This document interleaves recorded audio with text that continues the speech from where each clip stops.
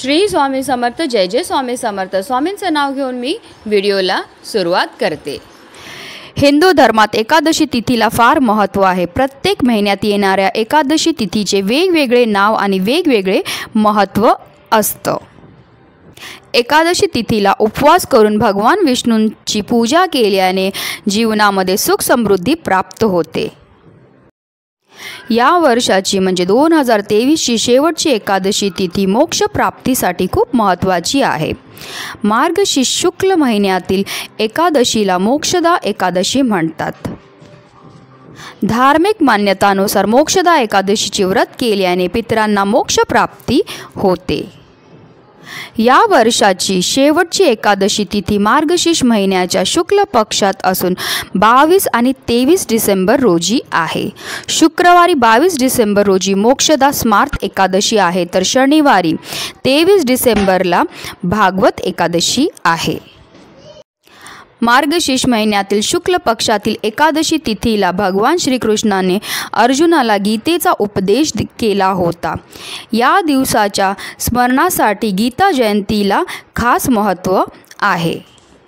आणि म्हणूनच जर अशा काही विशेष तिथीला आपण काही विशेष उपाय केले तर त्याच्यामुळे आपल्या जीवनातले अनेक संकट आहेत, अनेक समस्यापासून आपल्याला मुक्तताही मिळत असते. आणि म्हणूनच आपल्याला उद्या म्हणजे मार्गशीर्ष महिन्यातल्या शेवटच्या भागवत एकादशीच्या दिवशी आपल्याला ही एक वस्तू अन्नपूर्णा देवीला अर्पण करायची आहे, ज्याच्यामुळे आपलं रात्रीतून नशीब बदलणार आहे. त्याचबरोबर आपल्या 7 पिढ्या धन धान्य संपत्तीची कधीही कमतरता पडणार नाही. अत्यंत प्रभावी असा हा उपायाला सेवासुद्धा म्हणू शकतो, ज्याबद्दल तुम्हाला ह्या व्हिडिओमध्ये मी सविस्तर माहिती देणार आहे. तर व्हिडिओ पूर्ण पहा आणि जर चॅनलवर नवीन असतील तर चॅनलला सबस्क्राईब करा आणि शेजारी बेल आयकनसुद्धा प्रेस करा, जेणेकरून तुम्हाला माझ्या नवनवीन व्हिडिओचं नोटिफिकेशन हे मिळत राहील.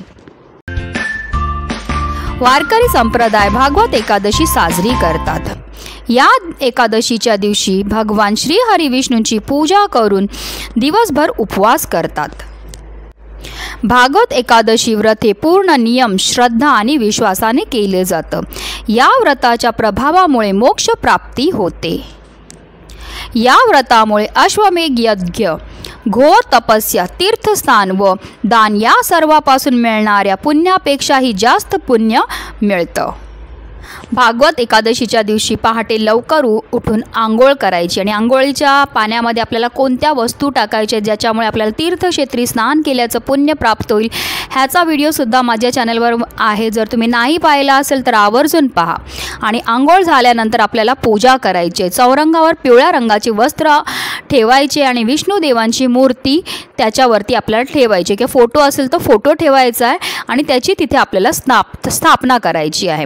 आणि विष्णुदेवांना आवडणारी म्हणजे पिवळी फुलं, पिवळी फळं श्रीहरी विष्णूंना अतिशय प्रिय आहेत, ती आपल्याला अर्पण करायची. त्याचबरोबर आपल्याला नारळ, पान आणि सुपारी, त्याचबरोबर लवंगा यांनी आपल्याला श्रीहरी विष्णूंची विधिविधानपूर्वक आपल्याला पूजा करायची आहे. पूजा झाल्यानंतर आपल्याला श्रीहरी विष्णूंची आरतीसुद्धा करायची आणि त्यांना नैवेद्य अर्पण करायचा. आणि त्याचबरोबर त्यांच्या समोर आपल्याला गाईच्या तुपाचा दिवाही प्रज्वलित करून घ्यायचा आहे. ह्या रीतीने आपल्याला जी आहे उद्याच्या दिवशी म्हणजे भागवत एकादशीच्या दिवशी श्रीहरी विष्णूंची पूजा करायची. आणि दिवसभर आपल्याला ओम नमो भगवते वासुदेवाय नमः या मंत्राचा निरंतर जप करायचा आहे. ज्याप्रमाणे या मार्गशीर्ष महिन्यामध्ये आपण माता लक्ष्मीची विधिविधानपूर्वक पूजा करतो, त्याचप्रमाणे जे आहे आपल्याला अन्नपूर्णा मातेची सुद्धा पूजा करायची, सेवा करायची. आणि त्याचबरोबर काही उपाय केल्यामुळे जे आहे आपल्या आयुष्यामध्ये कधीही धनधान्याची कमतरताही पडत नसते.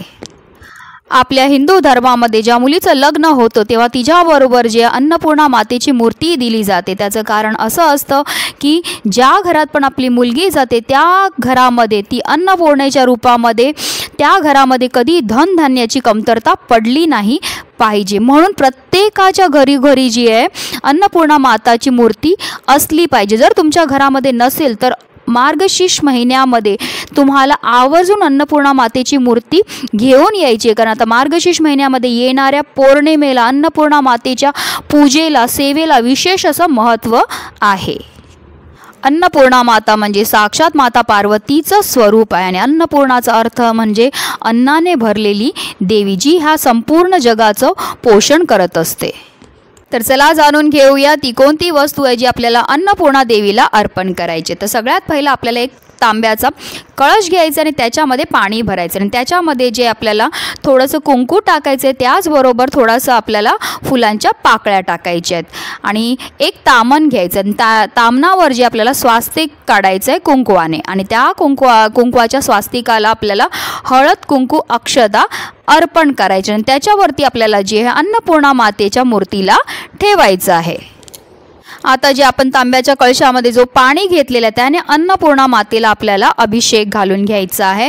तुम्ही 11 पळी अभिषेक घातला तरीही चालणार आहे किंवा संपूर्ण लोटाभर जल अर्पण केलं तरीही चालणार आहे. आणि जेव्हा आपण प्रत्येक पळी पाणी जेव्हा अर्पण करणार ते ओम श्री अन्नपूर्णा देवताय नमः ह्या मंत्राचा आपल्याला निरंतर जप करायचा आहे.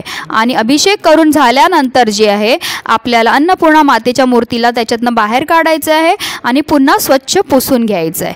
पुन्हा आपल्याला एक नवीन तामण घ्यायचं आहे किंवा जर तुमच्याकडे एकच तामण असेल तर त्या तामणातलं जे पाणी आहे ते कोणत्याही झाडाला घातलं, फक्त तुळशीला सोडून कोणत्याही झाडाला घाला, कारण उद्या एकादशी आहे आणि एकादशीला आपण तुळशीला पाणी घालत नाही.